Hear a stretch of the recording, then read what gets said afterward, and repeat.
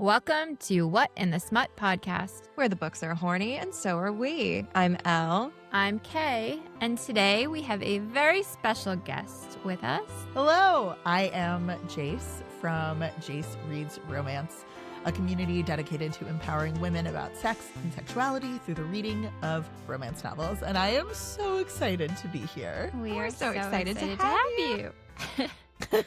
Elle, can you tell us what's up this week in the Smutverse? Absolutely. An audiobook publisher came under fire this week for taking shots at the authors that they narrate for. Whoever handles the socials for Podium Entertainment thought it would be cute to post, quote, a sexy, sultry reading can make up for so-so writing. Prove me wrong. Yeah, so this, of course, led to a flood of criticism from authors and readers alike. The post has since been deleted, and Podium followed up yesterday to say they are deeply sorry. Quote, our intention was to celebrate narrators, but we ended up disrespecting the craft and hard work of writing itself. That's wild.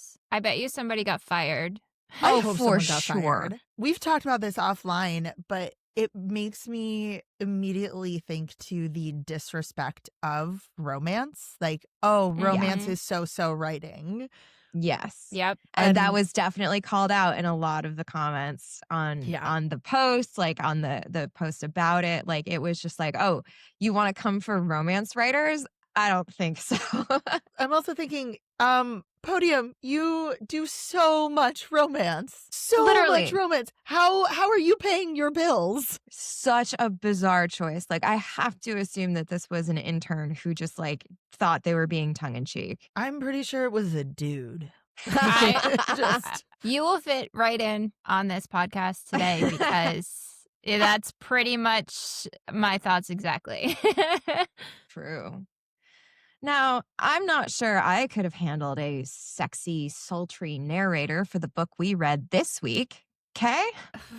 This week, we read Back for Seconds by J.L.Logosz and Vera Valentine. Now, we know that Vera Valentine can do no wrong in our eyes. I do still have thoughts for today. I also have thoughts for today. Oh, yes. So the synopsis says, when your family leaves you to clean up after a busy holiday dinner, you decide to nip future "it's my turn" squabbles in the bud by quietly breaking the wishbone yourself. When a private joke brings your desires to life, the kitchen gets a lot hotter. Trent, Sam, Carter, Pierce, and Gregg, you guess, are the dirty dishes here to satisfy needs that go well beyond that pile of actual dirty dishes in the sink. Back for Seconds is a reverse harem feast. It's a 8,959-word stimulating short story about the power of leftovers and bringing together strangers for some close and extremely personal fun. Written for adults and intended for 18-plus audiences only, it involves explicit group activity, mild scenes, and consensual humiliation of a side dish that, let's all be honest here, kind of deserves it. Oh boy. Disagree with that. I don't think Gregg deserved it. I don't either. I think green beans can be great, but they mentioned that the actual side dish was prepared poorly. Yeah. It just was shade on green bean casserole overall, I think. Oh. Yeah. I thought it was love about a green bean casserole. I thought it was about the person's, like the aunt's cooking. I thought, That it was cousin's like cooking. we specifically call out a cousin Yeah. that nobody likes. But anyway, Oh my God. Jayce, are you familiar with our smut scale at all? I am not. We can dive in a little bit, but how spicy did you find this one? So I judge spice on two different levels. Both, is the spice well described? Is it plentiful? And I compare it to how long the story is, like what percentage of the story is spice. So I find that with most Vera Valentine, it's probably a 4 for me, not because it's crazy, but just because percentage wise, this story is, she gets railed by 5 now human side dishes and leftovers. So if you're looking for plot, there is none. True. But I wouldn't say this is the craziest smut that I have ever smutted. Oh, yeah, for sure. This definitely isn't the craziest. In terms of our level 4, because we kind of we know that we're reading books that are different than the typical, like, Chili Peppers. Exactly. So our level 4 actually has CNC Oh, or no. or I'm yes. probably going to say then this is probably, like, on your scale, thinking about the books that you do read, this is maybe a 2. Given that there were so many participants, I feel That's like we put it. it at 3. I'll Yeah. take your 3. I'll accept that. Yeah, I think if we were thinking about the Jayce Reads Romance scale, it's a 4 just because it's so much. Maybe I don't even want to say a 5 because it's so short. I think pretty firmly at level 3 because there are so many participants, but the sex itself is quite vanilla, Yeah. all things considered. Shockingly vanilla, I'd say. Yes.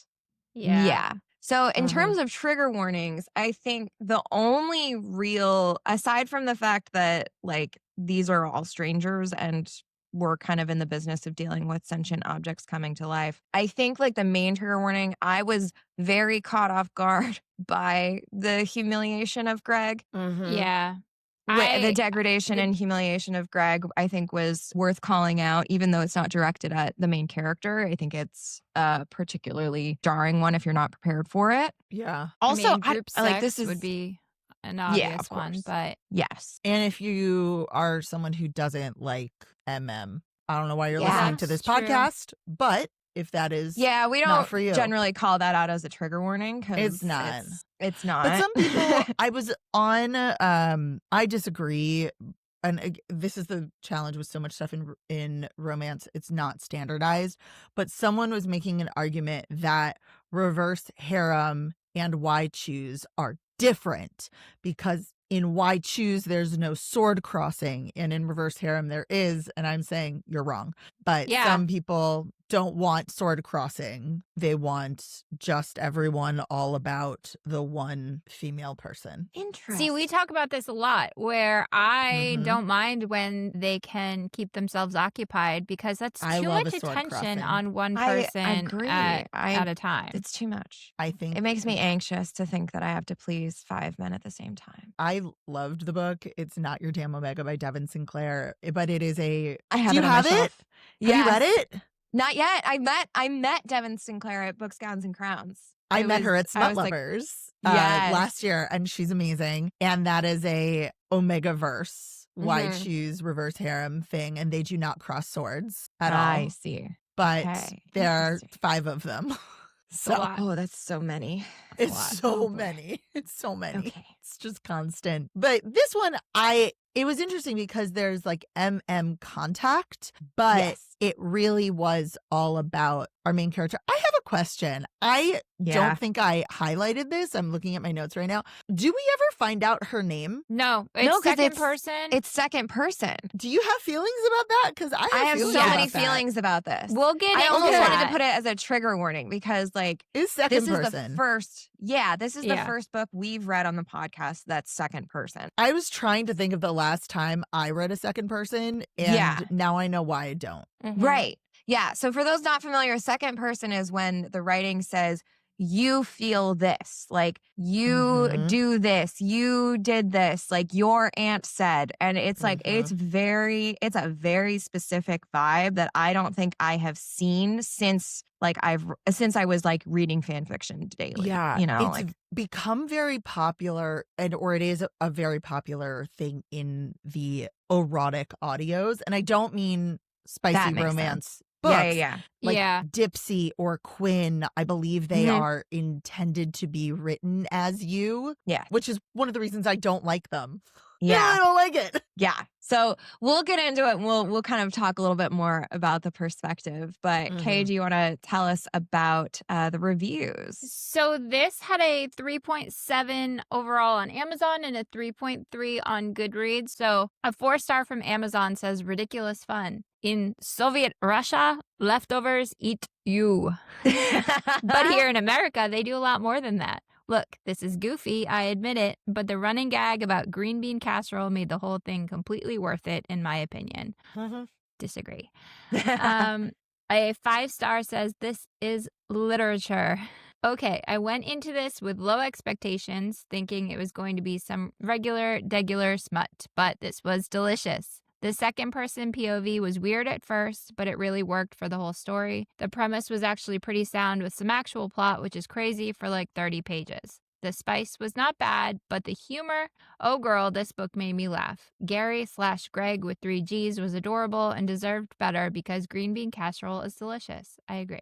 LOL, but the puns and nods to what they all were personifications of was just chef's kiss. The book was brilliant, honestly. It had no right to be this fun of a ride. Y'all need to read it. It's delightful and something I'm very grateful for this year. I have so many thoughts, but I'm so here for the Goodreads reviews. A 1-star says, shout out to the recently divorced woman who wrote this. Dead. Yeah. But also, that's so judgmental.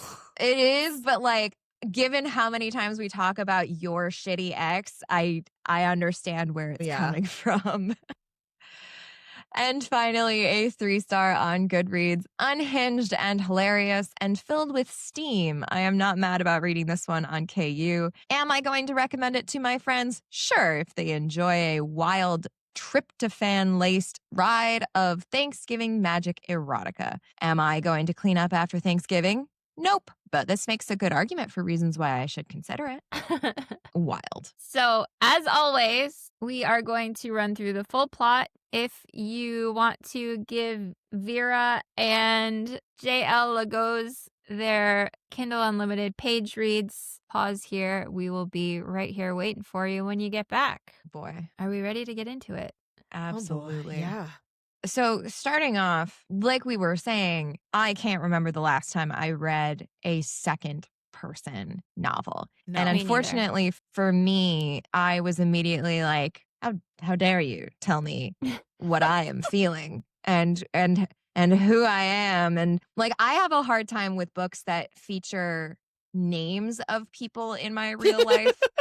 There was a recent one that I read that had my brother-in-law's name as the male main character. And I was like, I don't know if I can do this. Like, this is not going to work for me.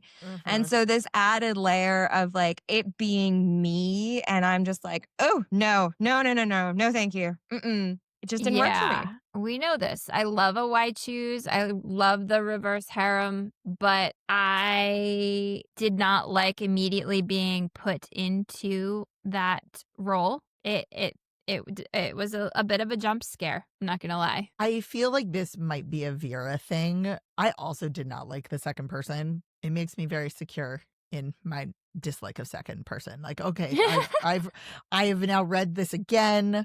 This is why I avoid it. I'm very happy with my decision. But I remember feeling the same way with Unhinged by Vera Valentine. Like, one dream and you're suddenly ready to fuck a door. Sure. Like, 5 dudes show up and suddenly you're absolutely soaked for them. And so knowing that from Vera, it's not my favorite. It's not an Omegaverse. It's not like, oh, we're fated. We have to feel this way together.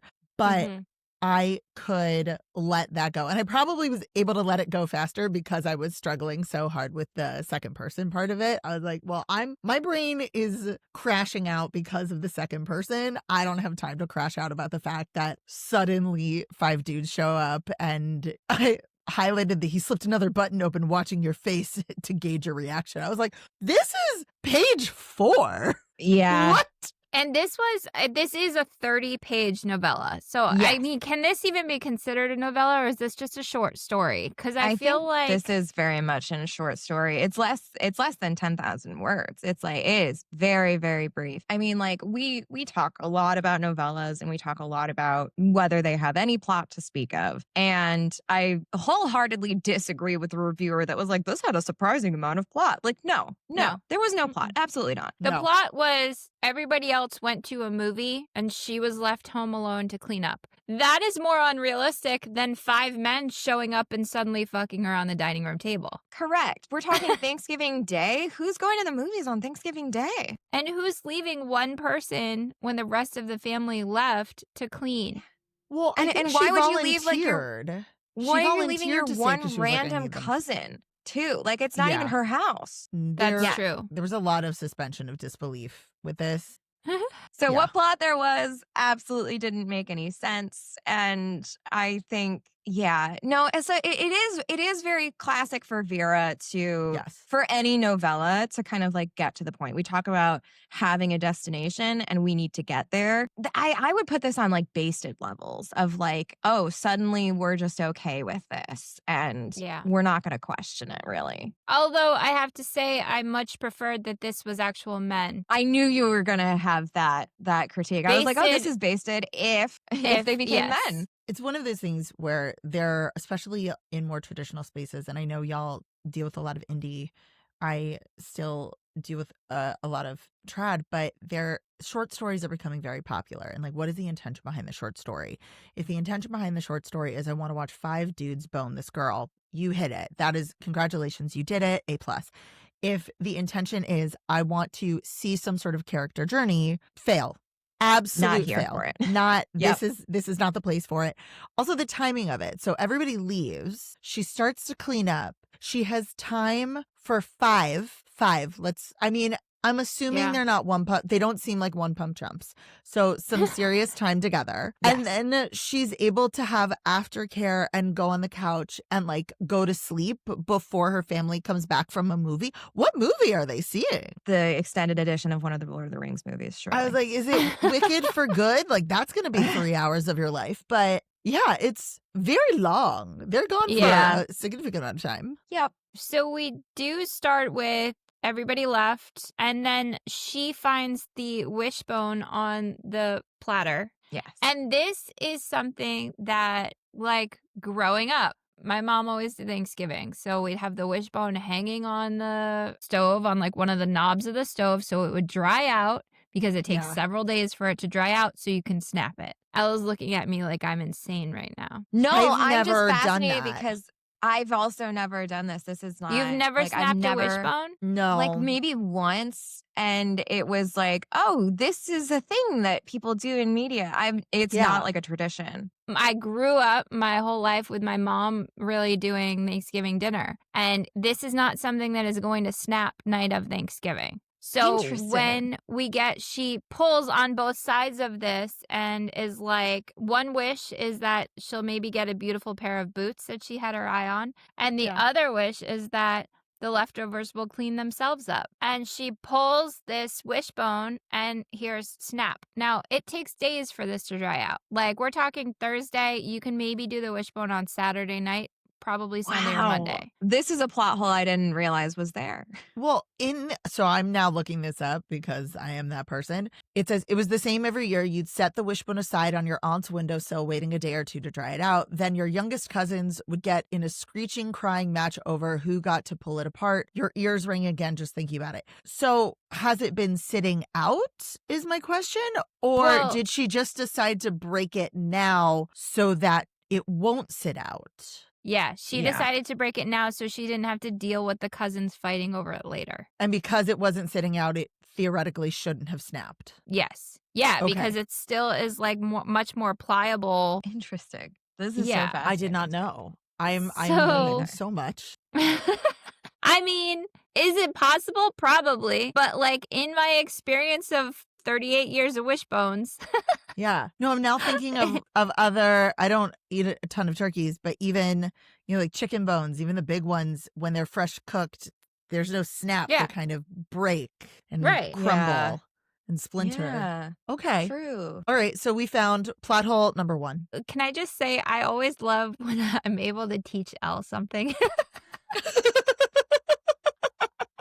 Because usually the roles are reversed and she's teaching me things every week. But every once in a while, I'll teach her like a new word or a new New England tradition. And she's like, oh, interesting. I love it.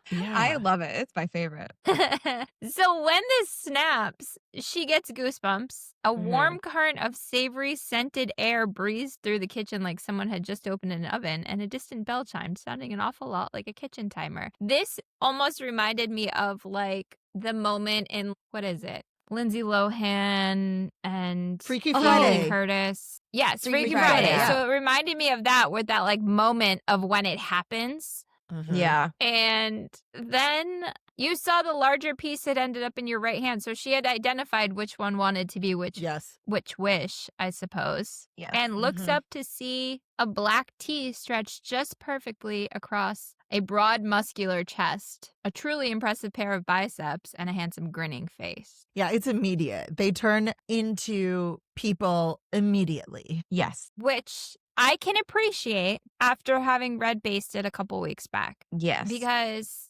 I wanted so desperately for them to turn into real people, and they stayed turkey basters. So I appreciated that. Yeah, I will say, I mean, she does have like a brief kind of moment of like, oh, these are basically home invaders. And that's like kind of it in terms of like, why are there 5 men suddenly here? Like, I feel like I would have accepted this more readily if we had like leaned on something like a primal play where you're kind of like dealing with like a little bit of like fear and adrenaline, as opposed to this is like a sleepy full, we're going to play this off as like she basically had a sex dream at the end of all of this. Yeah. And so like the kind of like easy breezy acceptance of it, just like, and in addition to that, like I'm still reeling over the fact that it keeps saying, you swallow, staring up at a man that looks like the quintessential all-American jock. You find you suddenly can't even recall your recent ex-boyfriend's name. Like, okay. I think that it's just a play on the like tryptophan of like, sure, it makes you all like relaxed and sleepy and happy, but also at the end of a Thanksgiving dinner, there's not a chance I'm having sex. I'm so full and bloated and uncomfortable. Also, who wears, I'm sorry, we're going to get there, but like who wears a black lacy bra to Thanksgiving? Like that's not.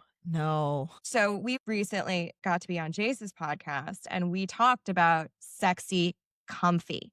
Like comfy, sexy. What is that to you? And that is like, I want to only be comfy at Thanksgiving. There is no sexy anything going on there. Yeah, I want to be in a bralette with no wires. Especially when like you're typically with your family. So like this is when the nice moo comes out. Like, yeah.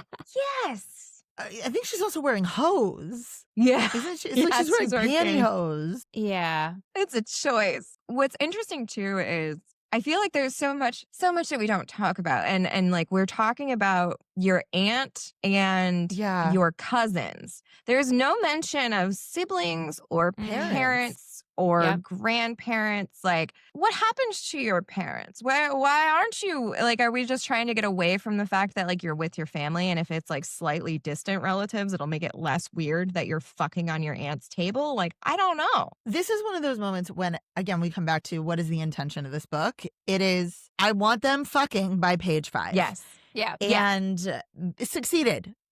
Yeah. But I, as someone, I do wish there were a little more. Did the magic make her want that? Because the wish of I want the leftovers to clean themselves up does not equate with while they rail me. Yeah. It's not the same wish. Yeah. It's not like have you read Halloween? Yes. Yes. So like that has your wish, or you leave out the candy and the candy man comes and rails you. Like that's the myth. Like that's the point of that. Or you get sucked into the alternate dimension and the pumpkin men have their way with you. Rail you. That's the point of this, because that's that lore. But this was a very logical, I want my task done wish that somehow veered into sex. Yes. Which is a little bit male behavior. The like, oh, I did the chore and so now you owe me sex. Not even that, of like, I want to not have to do this. Okay. Is avoid it, and I'm going to have sex instead of doing the task that I was supposed to be doing. My other question, and I don't think I even thought about this until we were having this discussion, is so they are all, I don't know if it's a personification or literally the leftovers became men. How do they clean up? Like, I know Gregg, Gary with the 3 Gs is in the kitchen doing dishes, but how do they actually get Did the turkey turn into Trent? And Yes. now there's no turkey on the table? Yes. because it does say that the dishes are sitting suspiciously empty. Okay. Thank you. And I then just missed yeah. that. But then at the end, the They're all leftovers in have packed Tupperware. themselves Yeah. into Yeah. Tupperware. but also I like my happily ever after where they can be happily ever after, not happy in that moment. And now your aunt is going to eat the turkey that you fucked earlier. True. Which I might label this. This is not a romance, but like straight up erotica. Erotica. Yeah. Yes. Yeah. Yeah. Because That's definitely true. there is no happily ever after or happy for. I mean, she's happy for now. I mean, but she's happy. She's doing great. Yeah. So, all of which is to say, we have 5 men Yes. here. We have Trent, who introduces himself in the beginning and says, well, hello there. I'm Trent, and your wish is our command. He has wavy golden blonde hair, a perfect tan, and is built like a linebacker. We also have Carter, who is a red-haired man. He is a slender guy with a dark, mischievous look to him. We've got Gregg, who she will call Gary, who has dyed green hair, and that's about the only thing I remember about him. We have Sam, who's Yes. I don't tall and I'm so broad like impressed. Trent, but a little softer around the edges with kind eyes. His light brunette hair looked almost toasted in the fading afternoon sun. Indeed. And finally, we have Pierce, who is platinum blonde haired in dark slacks and a crisp white dress shirt. So if you look at the dishes that were empty, we have Trent, who was the turkey. Mm-hmm. Carter has red hair, was cranberry sauce. Sam was the stuffing. Pierce is pumpkin pie, which I don't understand why his hair is platinum blonde, but I digress. Whipped cream. Okay, I'll accept that. And then Gregg was the green bean casserole. That Yes. wretched green bean casserole from your bitchy cousin. So they say, she's like, I don't have any money. Again, back to the home invasion. And they say, you made a wish, don't you remember? We can go if you'd like us to, but we would certainly prefer to stay and give you your heart's desire. So apparently her heart's desire is not just that the dishes get cleaned, like so many of us desire, Yes. but that she get railed by a group of strangers. Yeah. Mm-hmm. So Sam says, don't worry, beautiful. Carter, Pierce, and Gregg have the mess handled.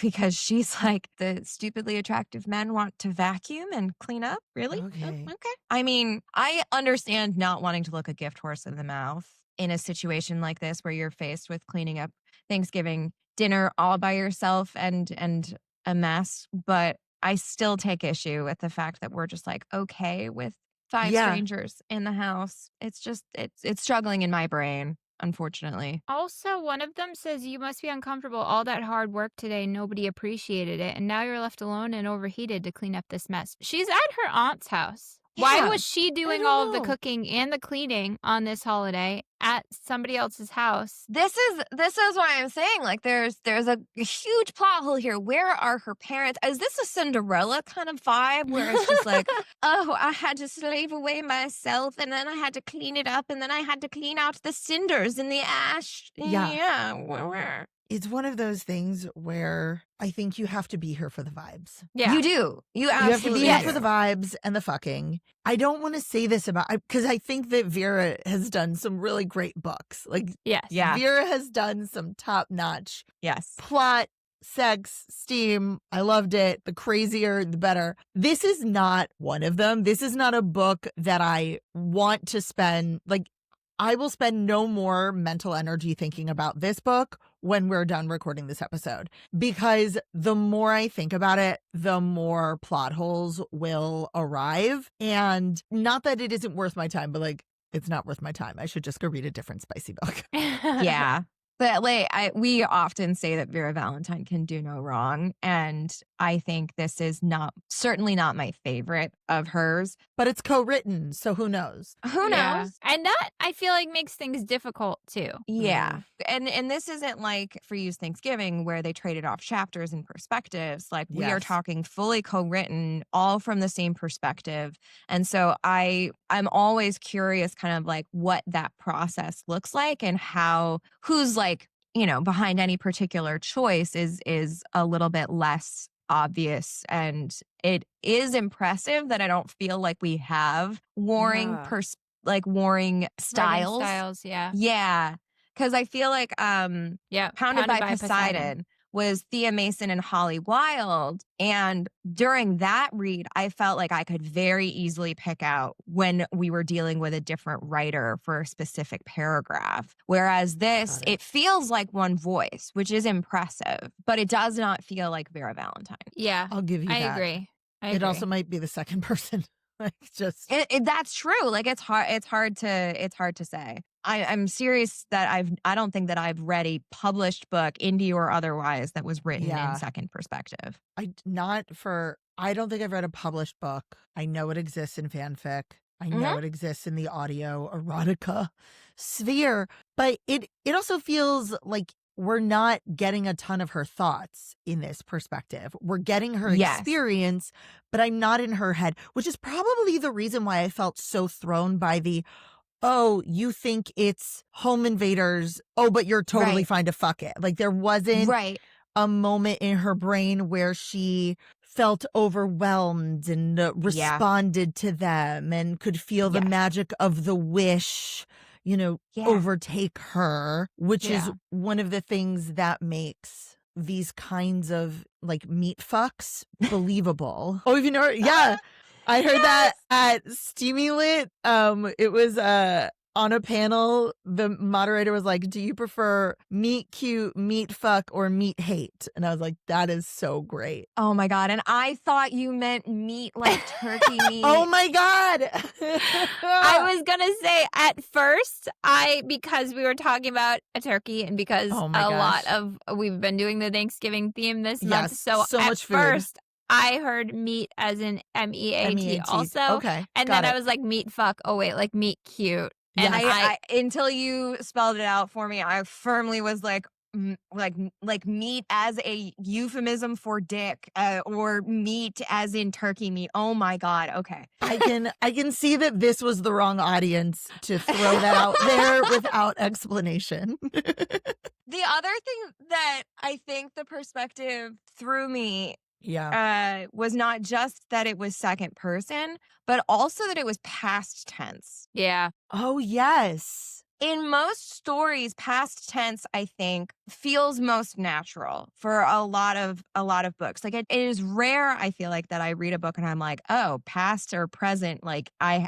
notice and am thrown by it. Yeah. Whereas with second person, putting it in past tense, I think, adds an additional layer of like cognitive dissonance where it's not only someone putting thoughts into your head, but also putting past experiences into yours. Yeah. And so if it was, instead of past tense saying, Sam swoops down and scoops you up into his arms, bridal style. You give a nervous laugh, caught off guard, but pleased. It makes it like, oh, I am in this moment. And therefore, it feels a little bit less weird. Instead, it's like this happened past tense. None of this happened to me. I wouldn't think this. I didn't think that. Yeah. And so I feel like it added an additional layer for me of like, this does not fit and it won't fit. And I'm trying to put a square peg into a round hole and none of it's working for me. Yeah, I agree. You need lube. Yeah.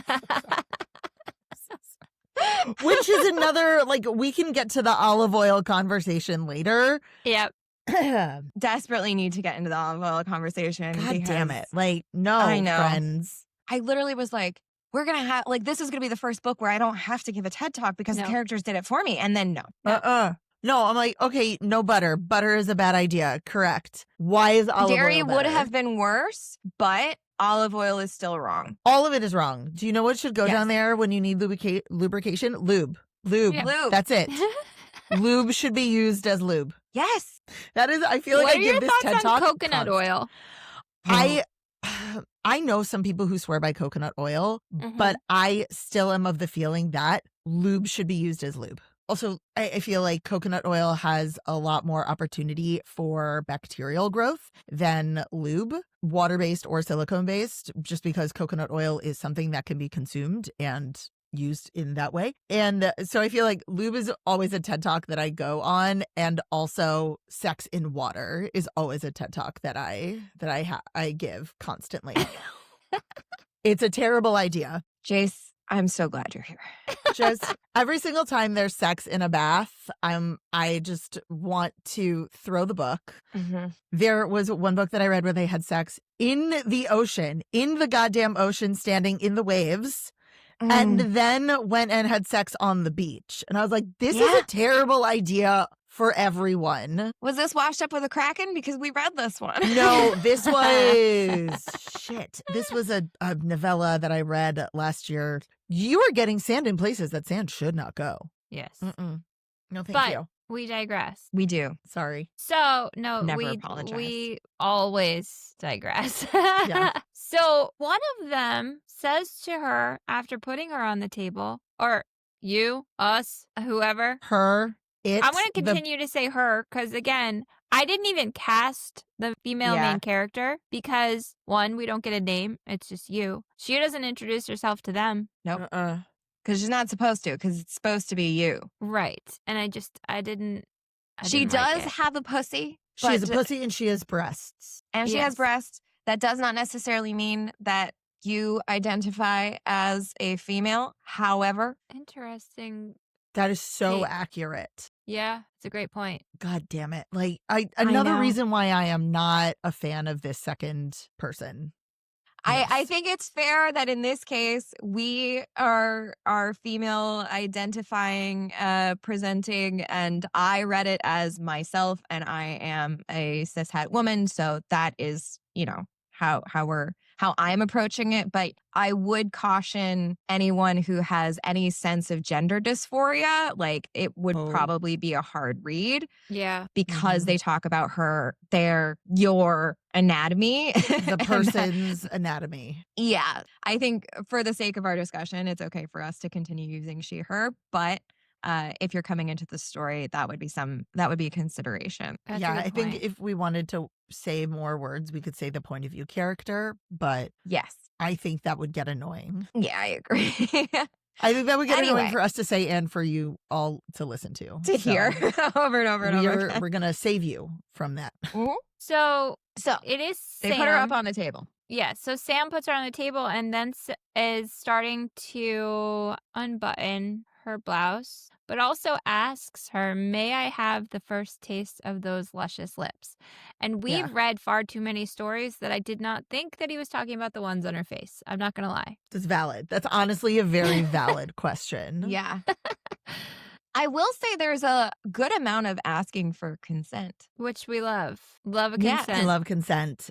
I love some consent. I did highlight that. I was surprised by the transition that we made here, where it says you felt inexplicably safe with them, all of them, silently awed by how well they all worked together. They made a perfect medley, except at first I thought I was saying the main character was saying, guys, I'm not sure this is good for the hardwood. What if something scratches the finish? Because this is me. I am a character who would worry about the furniture, about making a mess of someone else's house, about the hardwood upon which I am being railed. But no, this was the guy with the green hair standing still off to the side, his voice a wheedling noise that cut through the pleasant haze the quartet of men had worked up on you. And she's going to call him by the wrong name. She says, "Don't worry about it, Gary." And then all the other men laugh at him, and it turns out that his name isn't Gary, it's Gregg. And I just felt bad for Gregg this whole story. I did too. He was not a beloved character. And this is another question, because it's not like, going back to Halloween or Airpeen, these are not characters that exist together on a different plane. These are Right. leftovers of a meal that was prepared today. How do And they yeah. brought know by each different other? members of the family. Yeah, How do they have this know each other? rapport already? This dynamic doesn't make sense. Nope. Again, I will not think about this book any harder or any more after this episode, because the more I analyze, the less it makes sense. Yeah. What we're going for, I think, is that they have harmony because as dishes, these are good, complementary. Well-prepared dishes. The cranberry sauce goes with the stuffing, goes with the turkey, followed up by the pumpkin pie. And then you throw in that nobody, quote unquote, nobody likes green bean casserole. Like that's the play that we're Does going. it say nobody on likes here? green bean casserole, or just that this person's green bean casserole was terrible? I don't know. I can't tell. I can't Because tell it says either. like terrible green bean casserole by the bitchy cousin Yes. implies that she's a bad cook to me, Perhaps. and not that green bean casserole is bad overall. Yeah. I don't know. I feel like if you are writing a character that gets shit on the entire story and Yeah. humiliated and is the living personification of a dish, I feel like that implies that you hate that dish. But You know that's- what? I don't know. I don't know how Vera feels. True. I don't know how Vera, or, oh God, what is his name? I will forget the other. Is it I don't know his? if Is it's it him. theirs? I don't know. The other author's name. Oh, I found Instagram and it's got an FAQ. Okay. Thank you. One, it is Logosz, not Logosz. It is Okay, pronounced Logosz. Okay. But if you mispronounce it, no worries. She/her. okay. Okay. I do exist. I am just terrible at Instagram, much more active on Twitter. J.L. writes. Jayel writes. I do not have a computer. Everything I do is done on a phone. I may have difficulty engaging with things that are not optimized for mobile. Wow. Wild. Okay. Okay. Wild. So J.L. Okay Logosz, Logosz. she, her. I do like that she dead names Twitter. It is the only thing I will dead name.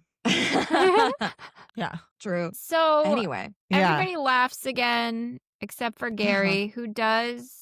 his name Say- is Gregg. Well, he does say it's Gregg actually with 2 G's. Well, technically 3 G's because it starts with that. And and Oh, Carter God. says nobody fucking cares right now, Gregg, which is like it made me feel Yeah. like the varsity basketball team being Yes. followed around by the team manager. I also got a little bit of he doesn't consent to be here. Like, he doesn't want to participate. He's in the kitchen. He leaves. He goes away, Yeah. which was a little confusing. Yeah. It says they tell him to go wash the dishes, and it says Gregg looks oddly pleased to be dismissed. Yeah. I feel like I desperately needed him to not be involved, because every time he was mentioned, it was really, Uncomfortable. it was very, Odd. yeah, it was very uncomfortable. It Uncomfortable. was bullying, it was degradation, and not in like, I don't know, I'm already not a particularly big fan of degradation in a sexual encounter. That like is just me, but it I don't felt mind if it's especially weird. negotiated, but like Yeah. in a situation like like where someone says, I want this, great, amazing. When someone Yeah. hasn't mentioned it, no. Yeah. Also, Gregg goes and does the dishes. Whatever. He's Great, pleased by fine, that. thank you. And then Trent leans in and says, I'm a breast kind of guy, and I'm getting real hungry. I don't know that I've ever heard a man describe himself as a breast man. Trent. boob he's guy? the turkey. He's the turkey. Turkey breast. I'm stupid. Oh my God. Okay, that's very clever. Yeah. And I'm the dumb one. I rescind. No notes. Incredible. Carry Well, on. because it threw me off a little Yeah. bit at first too, and then I was like, "Oh wait, Trent, T, turkey. Turkey. Okay, yeah, that makes Also, sense." his meaty hands Yeah, we hefted hate the your word breasts meaty. up. we do I hate the word meaty. That's fine. I It's a don't. There choice. aren't any. It's a choice. There aren't any words that I truly despise anymore. Having read so many books, I'm like, Yeah. it's fine. Whatever. Is it for me? No. Is it for someone else? Absolutely. But this just gets. It's so hard and so fast. with And not in the good ways. not necessarily in a good way, in a way where I'm like, how have you had the time to get turned on by these humans that you originally thought were invading your aunt's home? Which is why I wish there were a little bit more magic. Give me some more magical vibes so I can excuse away the awkward, uncomfortable of I met you 5 seconds ago and suddenly your tits out on a table for me and my friends. Or even like maybe she's a reader of dark romance. And it's like, this is just like the book I just read where the men broke into her house and tied her up and it was very hot. Or like something to indicate that this is like a fantasy that she's had where we can get on board with like, oh, we're getting right into the meat and potatoes, if you will. Well, perhaps though, because it's meant to be putting yourself in the situation, they're thinking these are typically, if they're going to pick up this book, this is typically what they are looking for in a book. And that is one of their fantasy kind of things, you know? Like that could be the thought process too. It is difficult if you're writing in second person that you're you're basically walking a line of putting enough thoughts in the reader's head to make the story immersive without putting so many thoughts that it clashes. Unfortunately, I feel like for the three of us here, where there was no saving that because it clashed so immediately. But I suppose if you get any more specific, you run the risk of alienating the reader. Yeah. Also, I don't know how she gets horny that fast. That's the other question is like there needs to be a little bit more for me of, even if he says something like your true fantasy or your true wish. Like we know how much like the magic of the wishbone understands you want this. This is like we're coming to create your fantasy, whatever would make it so, again, like to your point of this is her fantasy, this is what she's wanted, this is like her favorite dark romance. No wonder she's wet. She read, the 5 hours of book that got to that scene that rocked her boat. If I were to time this sex scene, which y'all haven't heard my lecture on how the timing of sex scenes for experience to in real life is not. It does not compute. Like the amount of time that you are reading this sex scene is also not the amount of time that it would happen in real life. It just feels like this is also written. It's written as though it were happening at the pace that I'm reading it. And I'm like, I'm not even turned on yet. Like, what's going on? How are your nipples even hard? Yeah. Well, I'm going to say she's probably ovulating because that helps. It we'll does. Go with that. That is a great explanation. I that's really the only one I can come up with because you're right. It is so fast. Yeah. Like, I can't get over the fact that like this is Thanksgiving Day. You should be uncomfortably full. Yes. And I don't want any intrusion into my lower abdomen area. On a day like Thanksgiving. What is it? Sam has a monster cock? Yeah. One of them has a monster cock. You want to know why? Because stuffing is the best part of a Thanksgiving meal. It's the best. Stuffing. I am That's accused why. Like, stuffing in gravy. Oh my gosh. Though when we were talking about things that should not go certain places, I am surprised that the gravy was not suggested. Yeah. I was surprised that gravy wasn't added to that list for sure. No, he says soap first. Because he's soap cleaning. And then butter. Yep. Not terrible. Not gravy. All of those things are terrible ideas. Yes. Just a ghost of sensation through your pantyhose and underwear. But like, maybe she doesn't eat a lot of Thanksgiving food. This is a person who willingly wore pantyhose to Thanksgiving meal. No, that's wild. That's like 13-year-old behavior when you are like forced to dress up because it's the only fancy like event that your family goes to.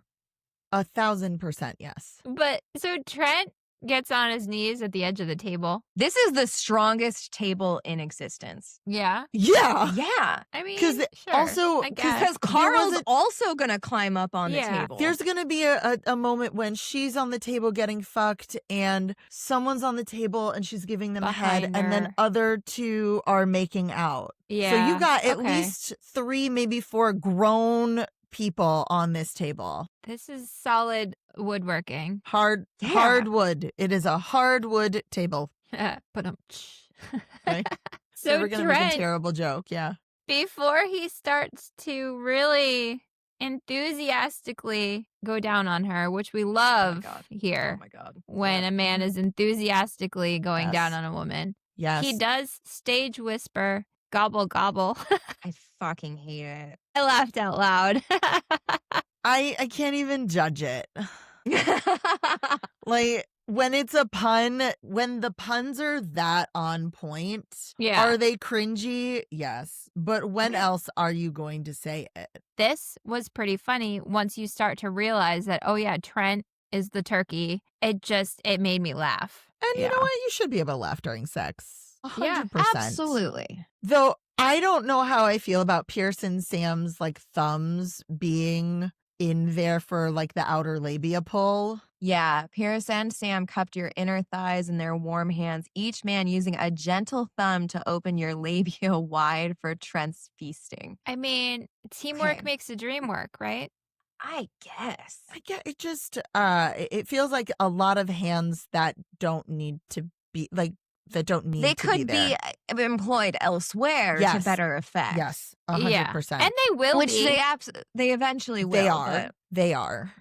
Your legs folded up against you as if you were the turkey you'd served only an hour ago at this. Only an hour ago? Only an hour Like- ago. More and more plot holes. Yeah. We ran into this last week too with Home for the Gobble Days Yep. because They were like- Nova. yeah, La Truxinova, and it was like, oh, they picked us up from the airport from our red-eye flight, and then we went upstairs for 10 minutes, and we only had 10 minutes before dinner was ready. No, Yes, correct. None of this works.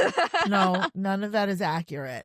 It's so funny because, like, we respect the craft, and like when Yes. you write, sometimes you go through revisions and you just like lose track of like the choices Yeah. that you've made, and it can be very easy to not see the forest for the trees. And I feel like a very common trap that authors end up in is using specific numbers or timelines, and that is immediately like a thing that readers will get stuck on. Readers meaning mainly us. Mainly us. But any reader is gonna Yeah. see like a timeline or a year or a specific number that you're giving and question it. Emily Gilmore is a good example of, she is rich. Yes. We never get a number in the Gilmore Girls of like how much money the Yeah. Gilmores have, because everyone's notion of being rich will be very different. And the moment that you put a number on it is the moment that someone will go like, that doesn't make sense based on Yeah. my conception of richness. So I have empathy for Valentine and Logosz here in terms of like, we are nitpicking and it is a struggle, but don't I think put if real it were numbers. only one thing, we could let it slide. But Yeah. the fact is that this is riddled with inconsistencies and holes and stuff like that. And I literally made 2 podcast episodes, one about objective criticism and one about subjective criticism, because they Mhm. are Sure. different. Yes. And like objective criticism is something that I will absolutely call out, because even though like you are revising or you're paying someone to revise and edit. Yeah. I was reading a book and it's a fantasy book, and they said, oh, we're 300 stories in the air. And I went, that is too many. The Burj Khalifa is not even 200. It's like 165 with a spire. 3,000 feet. You're talking about So, a building that's over A half a mile building tall? is not 3,000 feet, 300 stories. Like, Yeah, I know. I was saying Oh, like is a that story it? is generally about 10 feet. So you're Oh, talking I did not know that. 3,000 feet in the air. Yeah, just why did you have to say 300 stories? There was Yeah, no that's crazy. reason for any of that.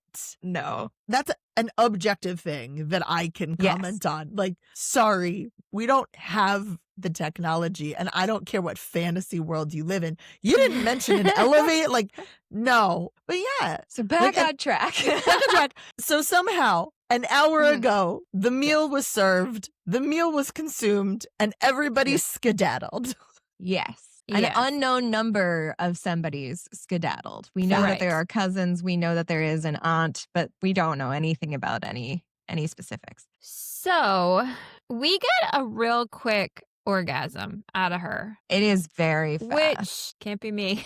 No. I'm out. Like, Yeah. He says gobble gobble. mhm. He unabashedly enjoys the taste of you. And then your climax bursts inside you like a star of pure pleasure. Lovely. Which I can appreciate that we're getting the feeling of the climax, because that Mhm. was an issue that we didn't really get last week with the free use Thanksgiving book. Yes. So I can appreciate that. Trent then decides to fuck you while you blow Carter, I think. And Trent inserts and hits sweet spots your baby carrot dicked ex couldn't even have conceived of. I wrote that. Which is like, I feel like this is the shout out to Going through a divorce. going through a Yeah, divorce. the review. Yes. Yeah. Because, wow, I can't think of a line more tailored to make a man crumble into dust on the spot. It's also like, I don't know if you like, I'm not a size queen. Like, penises are fine. I Yes. think for the most part in romance novels, they are too big. Any single I time agree. someone says, like, I couldn't get my hand around it, my immediate thought is you have baby hands. Like, I don't My want to immediate thought is imagine that's too big. it's too big, but I also now, to counteract that, because I refuse to envision a cock that big unless it's Yeah. monsters. Unless it's monsters, and then all things go. Yeah, all But bets are off. The for minute sure. someone says, I couldn't get my hand around it, I'm now thinking, well, you have baby hands, because obviously you wouldn't fuck a cock that big. Like, Yeah. no. So one thing it does say, you nibbled on your lower lip, watching as he slowly slid his zipper down, his thick cock springing, Always. italicized, springing Always. out like it was Yes. being held under pressure. Yes. And it says it reminded you of the way the white timer popped up from the turkey earlier when you peeked in the oven. Okay, that's great. And to me, when you say springing, I'm thinking now of the door stopper that's like, boing. His intensity was really doing it for you. That's great. I'm so happy for her. Us, I'm all of so us, happy. I suppose. I'm so happy that this human got this experience. The more that I think about it, the more confused I am by how this all works. Because again, these are dishes that were not together before this, and yet they know each other, and somehow they know each other's names, and they are able to work in tandem and make out with each other, and like know that Gregg Gary has a degradation kink. Sure. But God, it was like they coordinated every position ahead of time. How? I would go so far as to say that the core Thanksgiving meal is what we got here. And that has been around for centuries at this point. That core Thanksgiving meal. I'm trying to bring some magic into it because otherwise you're right. They've never met before. However, turkey, stuffing, cranberry sauce, all of them, they've been together forever. They go together. They just do. I'm going to say, like, if we had Seffi here, I'd be like, please look up when the quote unquote traditional Thanksgiving dinner came into being, because I have a feeling it was capitalism and It was more like the recently 70s. than we wish. The 1621 harvest feast likely included turkey, but also deer, fowl, and other meats. But in the 19th century, turkeys were plentiful and raised for meat, making them practical and an economical choice for a large family gathering. Again, capitalism. So Sarah Josepha Hale consistently featured turkey in her widely read writings and campaigned for Thanksgiving to become a national holiday, which it did in 1863. Weird time. Yeah. That's In the what middle you're of the campaigning- Civil War? Exactly. We were like, We need a Also- Thanksgiving holiday? You two, with your history knowledge of dates, I was like, 1863. That was almost 200 years ago. And you're like, Civil War, right in the smack dab in the middle of it? Nope, didn't register to me. It's literally smack dab in the middle of the Civil War. How did we, like, Abraham Lincoln had already suspended the government at that point. How did we get it? Never mind. Okay. Again, but more recently than we would hope. Uh-huh. Yeah. Yes. Okay. So, But you know they know what? each other. You know what, Kay? I'm going to let you have your magic. Like, keep your magic. Yeah. I'm Yeah, just yeah, yeah. saying that's the I only think that's reason what we for need to them get it through it. to be able to have this synchronized Sure. whatever is because as a meal it's been kind of packaged together as a Okay. meal for forever. Yeah. Many years. I Many years. mean, I even think about like the sandwich at the end of the day. You've got the Even turkey, if it is stuffing, Even if it cranberry is still sauce. just from the 70s, that is 50 years. Like, let's, Yeah, that's a long time to have been working together, quote unquote. So they work together. We accept this. Yes. And I was confused by this, okay? Which was Sam now has traded places with Trent. Mhm. So So we this are. is after Carter's deep red plump cockhead. Yeah. Yes. That's after. Okay, great.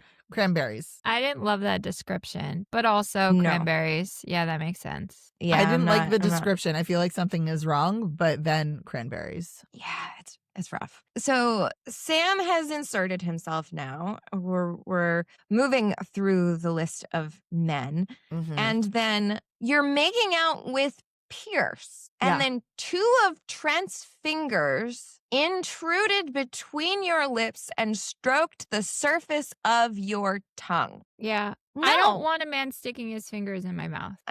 it's not my thing. But this, while I'm making out with another man, and then like to have fingers come in from the side. Like a fish And then hook. Yeah, he like hooks his fingers in Pierce's cheek and tugs him away. What? Yeah. For some reason, it gave me not just fish hook vibes, but like old timey cartoon, like with the cane to pull somebody off the stage. It's like yank. Also, I feel like there was a moment when the contact didn't make sense. Like, Okay. who's pressed up against you at some point? Yes. I'm like, the Barbie dolls are not where they're supposed to be. I will say that, like, good job, Carter. Your stamina is phenomenal. Yes. But also, he does take a break. He does say, gonna take Yes, a yes. minute, sugar. You're a little too good. Mhm. So he takes a little bit of a break. And then right after that, Sam says, I need to ask her something. Can I finger your ass while you're fucking you? Lovely consent. However, Yes. is he the one that should be doing this? Is the person with the biggest dick you've ever dicked in your life really the person you want sticking more Yeah. up your body? Yeah, If no. you've, and I'm guessing you haven't ever played with double penetration of any kind, because I will consider like a butt plug and vaginal sex. Like that's still some sort of double penetration. Like you got to work Yeah. up to it, friends. Even and you're just like a a finger. This is what I'm saying. Like he's like, is can I finger your a ass? lot. It's a lot. And If you've never experienced it before. again, it's the biggest dick you've ever dicked. And then there's also you're on your back and he has to wrap around your whole body and Yeah. Like the Oh, the and logistics underneath of it. himself. doesn't- yes. If she was on all fours, Yeah. Totally fine. I feel No, she's like on it her would be- back. yeah, it would be easier. Yeah, 'cause But if she's also because thrusting- she's on her back, she's not getting as much. She would be getting a lot more of him if she was on all if she fours. was on all fours. Maybe it depends. How wide are her legs? How open are her hips? And because The she angle, says yeah. he gets all the way in there. That's too much. And Anyway. just also, vaginal canal is just a few inches. Like you've got like Yeah. 4 to 5 inches max in there. So if we're talking about like a 12-inch dick, it doesn't matter what position you're in. There's a lot of dick in there. It's too much dick. It's too much dick. But we do love the consent. request for consent. Love it. Love it. I was gonna say that they say she was gonna be so stuffed, so that makes sense then. Why Yes. it's him? Why he's the biggest? He's the stuffing. He's the and he wants stuffing, her to be yeah. as stuffed Yeah. as possible. Yep. Again, Yep. genius, and I hate it. Yeah. That's fine. But then we get to the conversation about what is being Something used as slippery. lubrication. And this is where I call foul. Yeah. It is like really one of the few things that I cannot suspend my disbelief on is things that are not lube being used as lube. That's my role on this podcast. Yep. Yeah. Everybody has a different, like, what is dark romance? Like, an author can call anything they want dark romance or morally gray or whatever. But there are a few things in my brain that will take something from morally gray immediately to dark. And for a very long time, it was, is a love interest kidnapping another love interest? That is like my line for dark romance. If Sure. love interest is being kidnapped against their will, dark. Until I read a book where they used blood as lube for anal sex. And I was like, this is now officially on my it makes something a dark romance list. Yeah. Like, blood as lube. Wow. Nope. No. However, No. like, I say that I'm blushing because I fucking loved the book. That moment, like, that I don't agree with that moment, but I was like, okay, well, now I have another thing on my dark romance list, but I did love that book. This is where you Okay. learn things Well, about yourself. Okay, but it is, though. And that's good. Yeah. It's good. yes, it is good. But soap, no, should not Correct. be going in the So- back door. Carter says, hey, Gregg, make yourself useful for a change and bring us something slippery. Which and- also like says that what he's doing cleaning up the kitchen is not useful, and I disagree with that. I think that is I a not fair agree. thing. He's the only one doing anything to fulfill the wish that she actually made here. Yes. Yes. Justice for Gregg. That is the tagline of this episode. Justice for Gregg. So Gregg says slippery, like soap, and Carter says something reasonable, which is, what? No, not like soap, you fucking moron. Though to be honest, he has no idea like what they need the slippery thing for. No, yeah, of because he course has not been part of this whole. Yeah, it wasn't Carter, get us something we can use as lube for anal. Yes. And so then Gregg suggests butter, and then you, Sam, and Carter all veto the suggestion simultaneously. And then Sam suggests olive oil, which should still not be inserted No. into your anus. No. It just No, no. shouldn't. No, you should use lube. Lube is You great. should use lube as lube. Yes. Yep. If it were magical gravy, again, where's the magic? I would accept it because Yeah. it's magic. But olive oil, no. You would accept it because it's magic. Elle would have been even more infuriated and had gone on. If you told Kay me knows the me well. gravy like is magical lube, Nope. She fine. would have been It like, doesn't "Do work for not me." put gravy in your pussy. Oh, no. Please do not put food around your nether It does not regions. belong down there. And None of like, those orifices should have food in them. yes, I think I'm very passionate about like a vulva should not have food near it because vulvas have a beautiful, wonderful pH microbiome and you can fuck it up. Penises, if you want to pour some chocolate sauce on a penis, fine. You're really not going to fuck up a penis. You're not going to get a yeast infection or a UTI for the most part. Yeah. You do have to be careful with an uncircumcised penis because if they're not, You have to make sure you there clean are it up. folds. You clean up. If you're going to make a mess, you better clean it up. Yeah. But in terms of the booty, nothing, in terms of insertion, nothing Yes. should be used for insertion that isn't specifically made for insertion, which means one's own lubrication and lube. Yes. So Gregg is is now looking for olive oil, and Carter says, "Who even brought you?"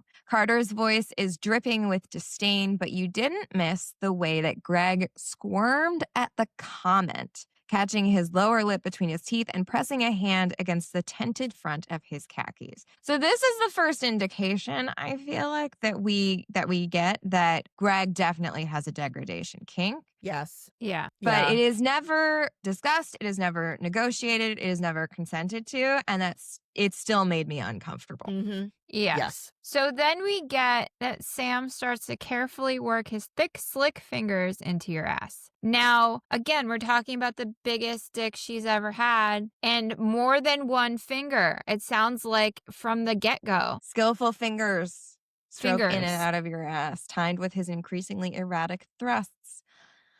Well, of course they're going to be Yikes. erratic. You're now contorted getting your fingers in her ass. True. You've lost a grip on on her body. Yeah. And Pierce and Trent are making out. Like, Sam is pulling his weight here. Yeah. He's doing a lot of the heavy lifting. Trent had Pierce and Carter like holding her legs while he went down on her. Sam is just out here all on his lonesome. You want to know what? Because stuffing really carries the meal. It really does.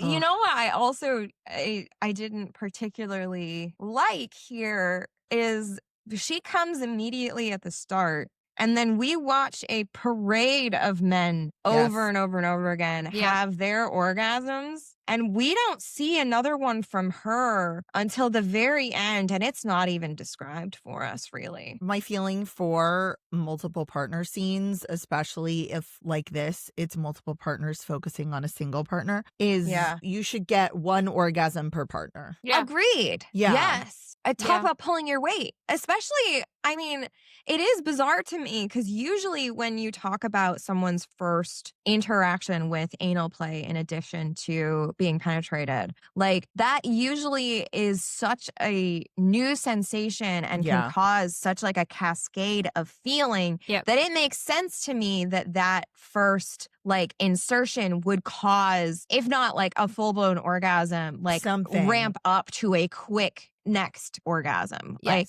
it is bizarre to me that we watch Sam pumps you full of his own cum between your legs. His orgasm seems endless and he shoves his fingers deep into your ass as he empties himself in you, grinning from ear to ear.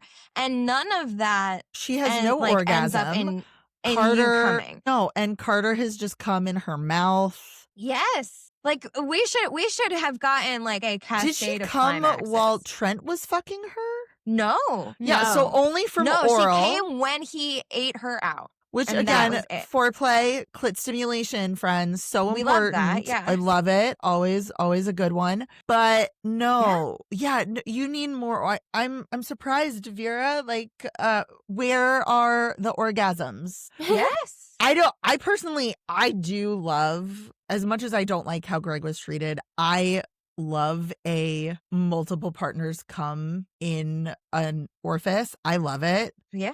But I still think she should have had an orgasm.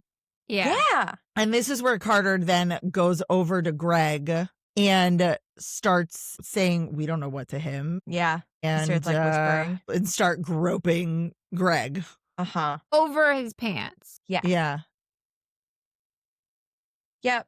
And then Pierce says again, which makes me. I also did not particularly like when Sam pulls out and then it says Trent leaned over, hand buried in the front of Pierce's pants to look at you and says, look at that gape. Yeah. I don't like that. I don't love it. Why is that sexy? Why is that sexy? It's the, like, Sam has dicked you so hard. That your, like, abdominal muscles in your pelvic floor have just, like, given up. And so you're just, like, I don't know. That doesn't... And you're happily leaking the ample climaxes of two other men. Like, where is her climax? She got one. Pierce asks if she can take another. And we do love consent. We appreciate the continued check-ins to make sure she's still on board. And he also brings the whipped cream, which is, for me, this is fine. There's not any whipped cream going near the nether regions. Her stomach and maybe her tits. Yeah. Stomach and her nipples. Yeah. Which, like, I generally don't like feeling sticky, but like we haven't had a sticky conversation in a while. It's true. It's been a while. I don't particularly like stickiness in sex, but whipped cream is its own kind of brand of erotic kind of sensations. And so I appreciate its use. It also makes sense because we're talking about Pierce, who is our pumpkin pie. Yes. And so he draws a smiley face on her body and then is like, let me lick this off. And she's like, you can do that while you're fucking me. I want your dick now. Good for her for saying we love it. Yes. What she wants. Yeah. What you want. Good Yeah, for what you us want. for saying what we Yeah, want. good for us for telling these men what we want. Yes. Also, this is where, like, she does mention the fact that Sam was the biggest dick she'd ever dicked, but Pierce was just fine because he was curved in that special way. Oh my God. Incredible. So she then gives them all instructions. Uh-huh. She wants Sam to suck on her tits. She wants Carter to play with her clit. And then because Carter was at that point fondling Gregg, yes, he abandons Gregg. And Gregg says, "What about me?" And you say, "You can just get on your knees and wait." Like, what has Gregg done to you? I don't like that we were so on board with like bullying this poor man. It's not my, But like, not my but vibe. his I'm like, do you know his reaction? Because then you hear a faint quivering moan from the corner at your dismissal, distantly surprised that Gregg didn't shoot off instantly. So I get it. You're trying to give him what he wants, but like anything that requires a power dynamic or involves a power dynamic, there needs to be negotiation and consent with regard to that. Yes. And I feel like degradation is definitely one of those things. Absolutely. For me, it's like, I feel like it's such a, being degraded is one of those things that I feel like would be so concerning and so possible to trigger an emotional reaction in a very bad way. Yes. That it feels like, even for me more so in a lot of ways than like pain play, where I would be concerned about not negotiating that up front and not having that conversation to be like, I want this. Not just I've never tried it and I'm curious, but like I actively have thought about it and want that interaction in this intimate setting. So, and I know it just feels required. I know someone who is in the kink world. She kinks with partners, and one of her negotiations, and she likes degradation, but there are certain words that she can't. And it is negotiated. Like, you can call me this, but if you we're done. Like, that is a red stop. I can't, because of her own personal history. And so that's why it's too laissez-faire. And this is something I'm noticing, not just Vera, but like I said, I read so much trad and I read so much, not all the mainstream, but I read a lot of mainstream. And I'm finding that mainstream authors are trying to like bring in the like, ooh, kink is sexy and people want it, but they're not doing their due diligence. Or they're like, well, this isn't a scene, so I don't have to negotiate. And I'm like, you do though. You are. You have to create safety nets. And there was a book, and I liked the book, and I know the author like tried their best, but what ended up, a partner was saying, oh, I've always had this one fantasy, and it was a power dynamic fantasy. And so the other partner like just kind of makes it happen, but they never negotiated it. And so yes, it was a wonderful experience, but like, friend, like you never talk to him about like, is it something that he wants as a fantasy, or is it something he wants to do in real life? Like, those are two different things. I'm so glad you put on the costume and like allowed this public sex fantasy to happen, but I wish that instead of it being a surprise that you did for this person, you'd actually sat down and talked about it. Yeah. Right? Yeah. So I'm not saying Vera bad, blah, blah, blah, blah, blah. But it is something I'm noticing more and more, that these elements of kink are being brought into like vanilla spaces and not treated with this respect and the caution and the care that they deserve. Yeah. Which then makes people think like, oh, I might kind of like that, but not know what needs to actually go into it. Exactly. Yeah. I'm all for like having your partner read a book and saying like, this sounds great. But again, when you're not getting that education and how it should be done in a healthy conversation and healthy adult way of going about it, it can be dangerous. It can be emotionally dangerous. It can be physically dangerous. Like, it's just like, I think too, like we talk about like taking care of yourself a lot and making sure that you are, enthusiastically consenting for your own like safety, which is important. But also, if you are not sure how something is going to affect you, it can also create a traumatic experience for your partner 100%. If they're the one who triggers you. Yes. Like that can be devastating to someone. And that's like, it's not just about you. You're not the only one taking a risk when you're No. trying something potentially new and kinky that you've not tried before. Like, you are also putting a lot of responsibility on your partner. And if they aren't informed about that, that could create a very stressful situation for them, which is not fair. It's not fair. And it's why I also really like, now that things are becoming more widely read and widely consumed, authors are now putting these warnings of this is a fantasy. And while there are elements of kink that are real and you can do in real life, this is not a how-to guide. Even if this story is I'm teaching you this kink, this is not a how-to guide. And you better do your research if you want to play. Mm-hmm. Yeah. Yes. So we are going to kind of breeze past some of this, which is not this, and this is why I'm taking issue, because it says after that, after you tell Gregg to wait on his knees, it says after that things started to get hazy, a wild mix of bodies and pleasure. And then it says the first time you come on Pierce's cock or Pierce's dick? Yes. And then the second time shortly after. Yeah. And it's like, but that's all like we're 4 getting. sentences. She comes twice in 4 sentences. Yeah. It's just, I expect a little bit better from my erotica. Yes. Especially given the fact that this is a second person perspective. Right. I should be able to feel this fucking orgasm. Yes. I want to know, like, where did it start? Where did it travel? Like, did my back arch? Did I fight against Trent's hands on my arms?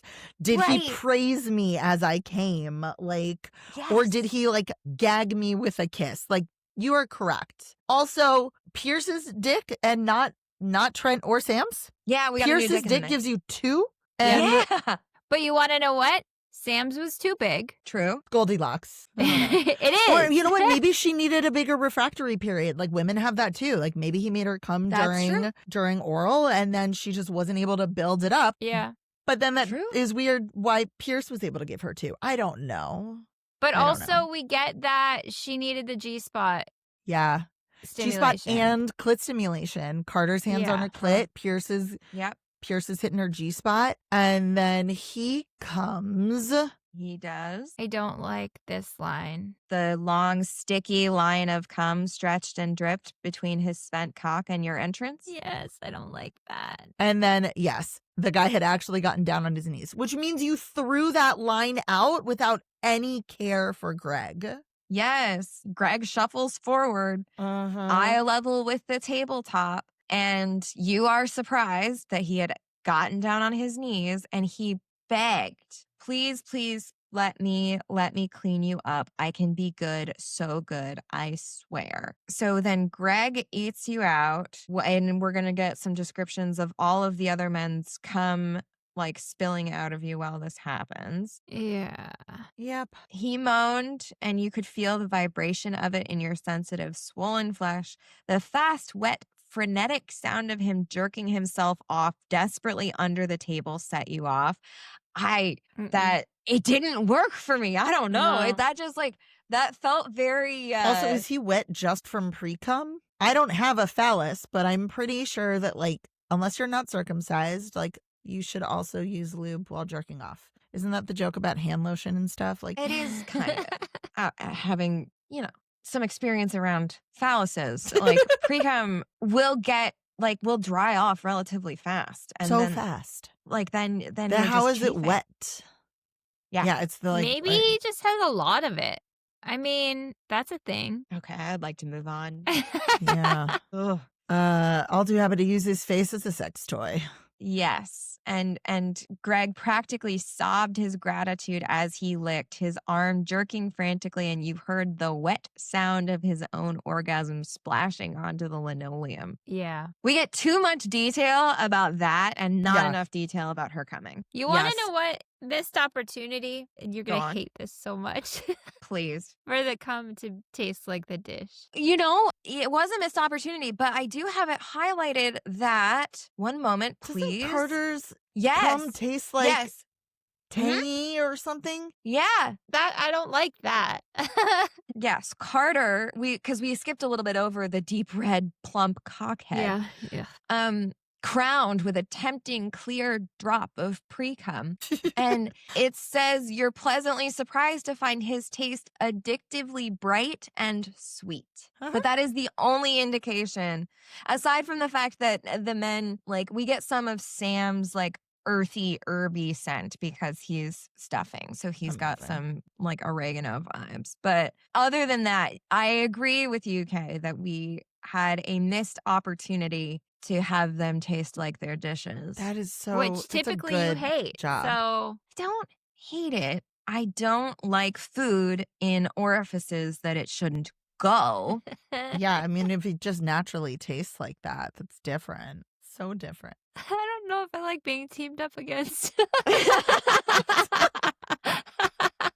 We have unlocked a new preference for I'm Kay. usually on my no own in team this. ups. No team ups.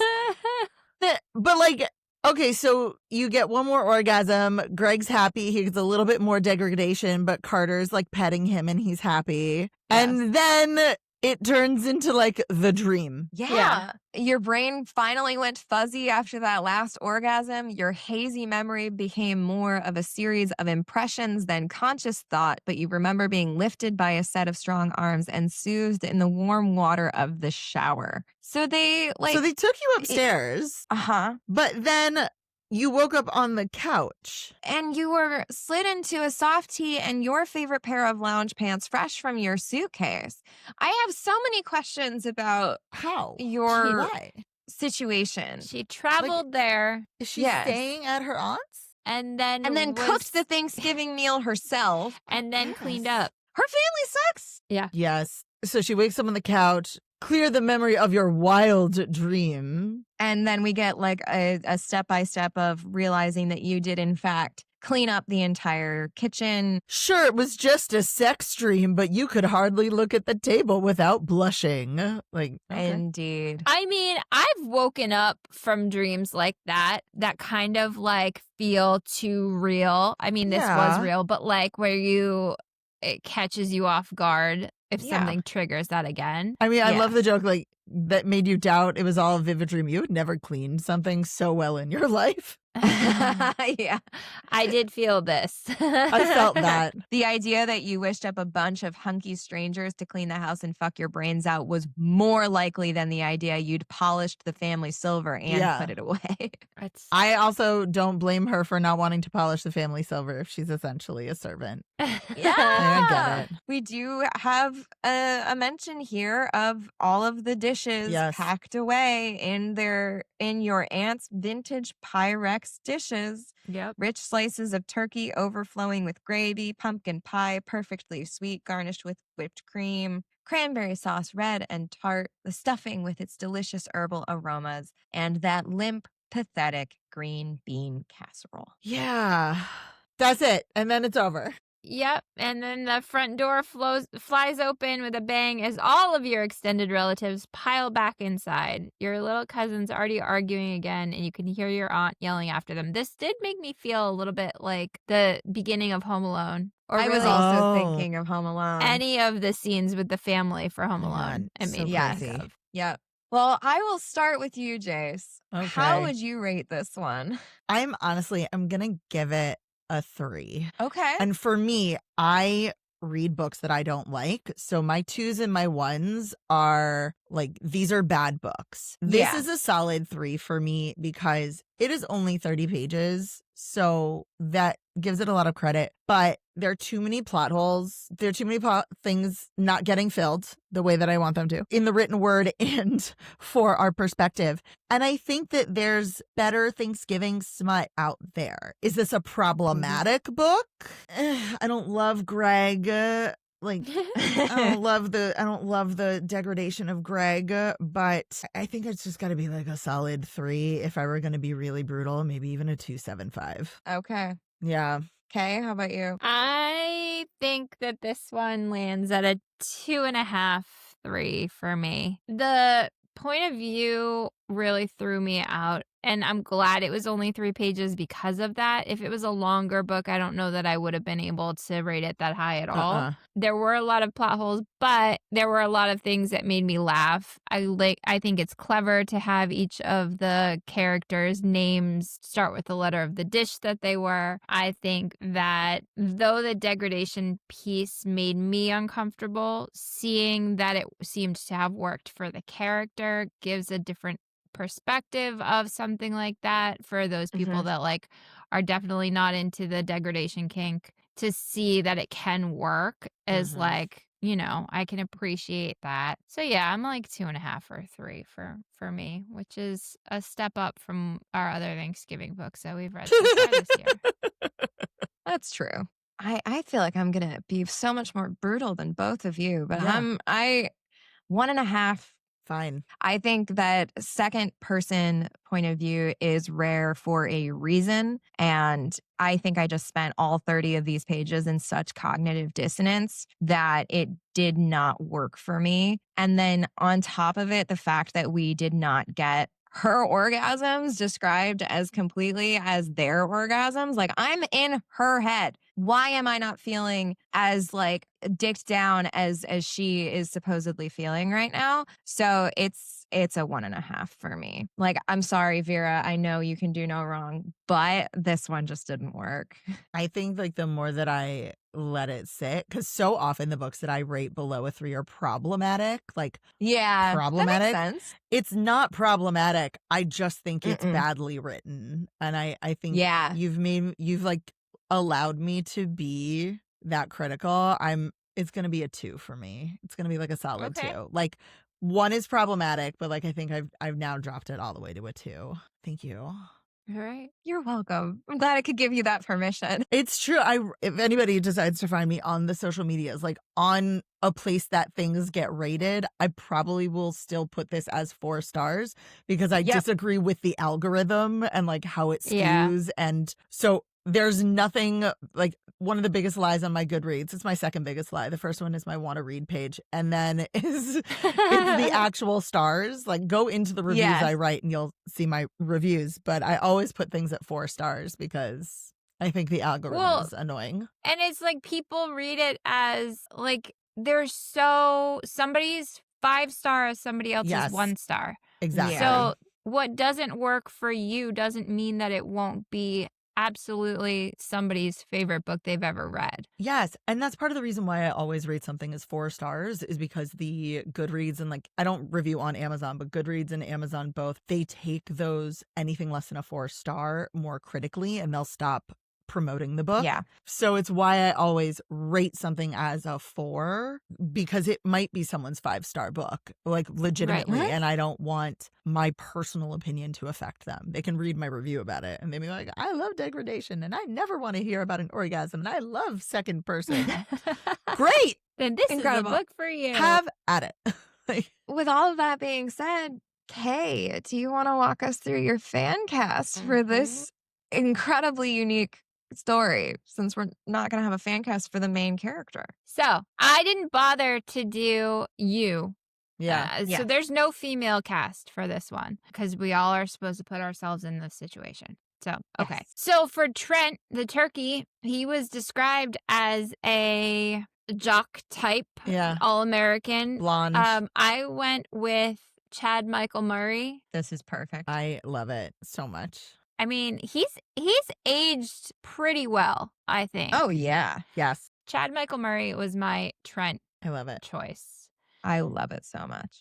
Carter's got red hair, and he had a slimmer build than some of the others. So I went with Rupert Grint for him. Yep. I love this. Ron Weasley. He had a little bit of a glow up, I feel. Yes. Definitely in the late 20s to early 30s. Like, he was not meant to be like a 22-year-old heartthrob. I think you are correct. He needed to be an adult. Sam, our stuffing, Chris Evans. Yeah. I don't know.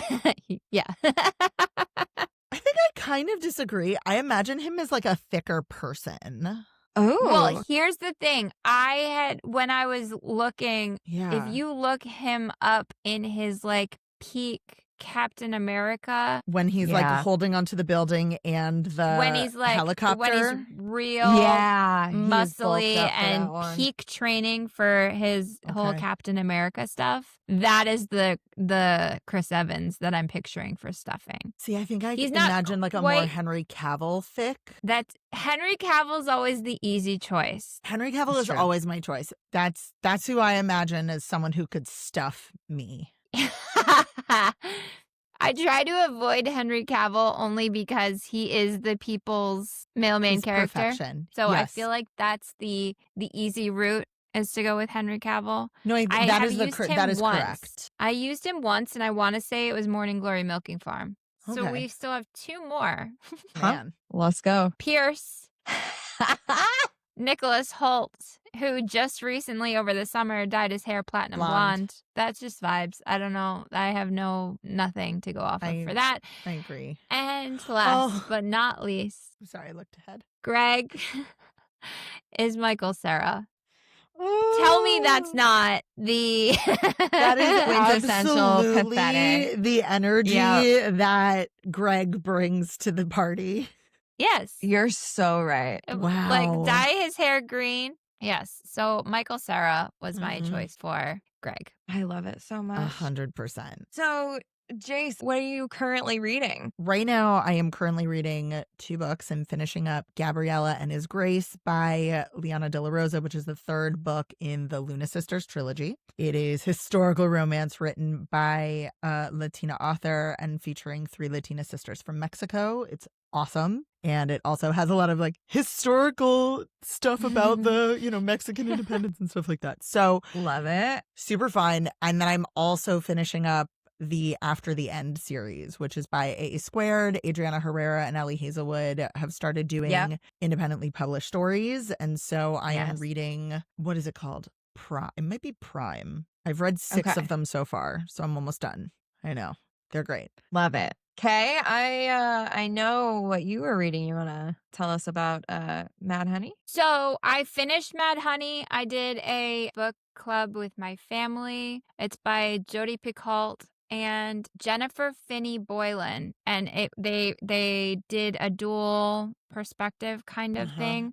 Jennifer Finney Boylan is a trans woman author. Oh. And the book has a whole trans storyline. So it was a really, really interesting read. It had a little bit of suspense in there, which I really liked. And it sparked some really interesting conversations with some very different perspectives going into the book club. But I loved it. It was a really, really great book. I think it's cool to have a trans author writing a trans character. Yes. Because you're not getting that like secondhand kind of perspective. I don't know. It was really good. I liked it a lot. Elle, what about you? Anything good? Yeah, I was excited because I got to meet Nia Davenport at Books, Gowns, and Crowns. Yeah. So I am starting Our Vicious Oath. It's so good. She's the author who penned Meat Fuck. Oh my God. Yeah. I got to meet her a couple weeks back and we follow her on Threads. Nia just tragically lost her husband. Yeah. This past week. So if the GoFundMe is still going for her and her family, Kay, we should include that in the show notes. Yeah, absolutely. Because she's in the middle of a book tour too as all of this is happening. Yes. Our hearts go out to Nia as she kind of struggles through that. Also, she has, if you want to support her by buying her book, so Our Vicious Oaths, she has a YA book that I haven't read because I don't read YA, but she has a new adult duology, The Blood Trials and The Blood Gift, which is how I met her last year. And she is phenomenal. This is so spicy. It has There's Only One Throne scene. Such a good book too. Yeah, I was so excited about it, and it was literally like next on my list. So, I know. Jayce, can you tell us where we can find you? How can we support you? All of the things. So this is my millennial flex. I can be found at Jayce, Jayce Reads Romance everywhere. And I have that handle on TikTok, Threads, I'm so Instagram, YouTube. It's the name of the website. It's the name of the podcast, which you can find everywhere. We have conversations. We have some book club episodes on the podcast, but primarily what we do is we talk to readers of romance, and we also talk about really the very present topics happening and discussions happening around romance and how we can use romance to move our lives forward, to kind of break through boundaries and things that maybe we've had or been raised with. I had Kay and Elle on my podcast last week. It came out on the 21st of November. So if you liked our conversation and want to hear more of us, you can go find them with me from last week. And we had a blast chatting So with much you fun. about all things romance. So fun. I love it. I love it so Well, much. We appreciate you. I appreciate you. We had so much fun. And for all of our listeners, if you've made it this far, don't forget to give us a follow, give Jayce a follow, follow, subscribe, tell all of your friends, leave some reviews, all of the good stuff. And with that, We are at our wits' end. we'll see you next time. Was that as good for you as it was for me? You have been listening to the What in the Smut podcast with